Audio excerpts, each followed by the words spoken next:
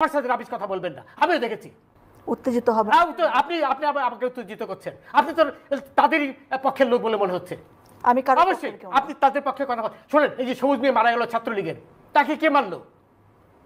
তাকে কে মারলো? সেটা তদন্ত হবে না, তদন্ত হবে তো, ওইটা সাইদেরও তো তদন্ত হবে, সবই তো তদন্ত হবে। সাইদকে কে মেরেছে সেটা দেখা যাচ্ছে। আমি তো দেখেছি। আপনি আপনি আমাকে বোঝানোর চেষ্টা করছেন যে আমি দেখিনি নাকি? এই ধরনের রাবিশ কথা আমার সাথে বলবেন না, রাবিশ কথা বলবেন না। আমি কিচ্ছু রাবিশ বলছি না। অবশ্যই রাবিশ কথা বলছেন না, অবশ্যই রাবিশ কথা বলছেন। আপনি ওদের পক্ষে হয়ে কথা বলছেন। আমি কারোর পক্ষে কিছু বলছি না। স্পষ্টভাবে ওদের পক্ষে হয়ে কথা বলছেন। আমি নিরপেক্ষ কথা বলছি। আপনি ওটাও নিরপেক্ষ নন।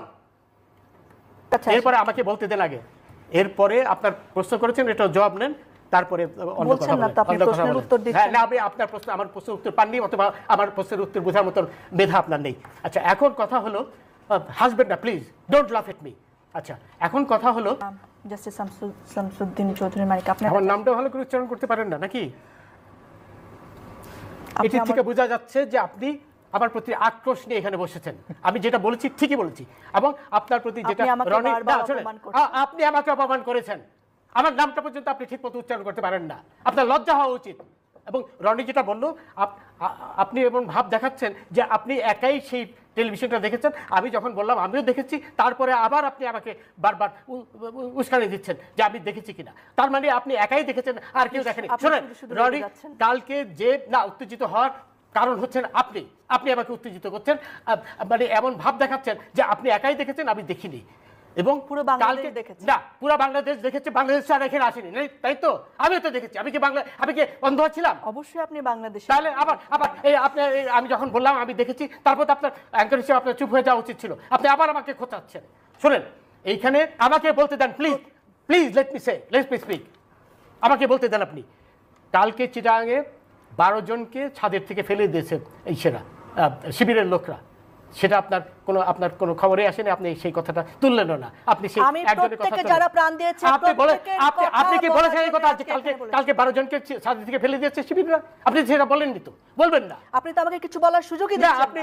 আপনি তো শুরুই করেছেন এইভাবে যে আপনি পরিষ্কারভাবে প্রমাণ করেছেন আপনি তাদেরই লোক। আমি আবার রিপিট করছি, I have no hesitation in saying that.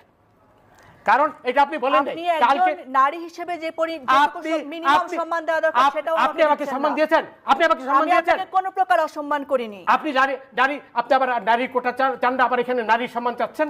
আপনি কোটার সম্মান লিসেন টু মি। আপনি আমাকে প্রথমেই বলেছেন যে আমি দেখিনি, আপনি একাই দেখেছেন। একটি বড় অসম্মান কি হতে পারে? অবশ্যই বলেছেন। আপনি আকার ইঙ্গিতে বলার চেষ্টা করেছেন। আপনি যে তাদেরই একজন, এটা আপনি পরিষ্কারভাবে প্রমাণ করেছেন। আবার বলেন যে নারীর সম্মান আপনি। আমার ধারণা আপনার অন্য কোনো কারণে আজকে মন মেজাজ না, আমার মন মেজাজ তো খারাপ হবেই। রাজাকাররা যখন 32 নম্বর সেটা খুব বেশি আপনি আমার উপর ফেলতে পারেন না। আপনি শুরুই করেছেন তাদের পক্ষে নিয়ে কথা বলার জন্য। আমি এখানে আপনার সাথে যুদ্ধ করতে বসিনি, আমি আপনাকে প্রশ্ন করতে বসেছি। আপনি তাদেরই একজন লোক হয়ে এখানে বসেন। আমি কোনো প্রকার যুদ্ধ করতে, আমি এখানে নিরপেক্ষভাবে বসি। আপনি প্লিজ কিপ কোয়েট। আপনি এখানে অ্যাঙ্কার হিসেবে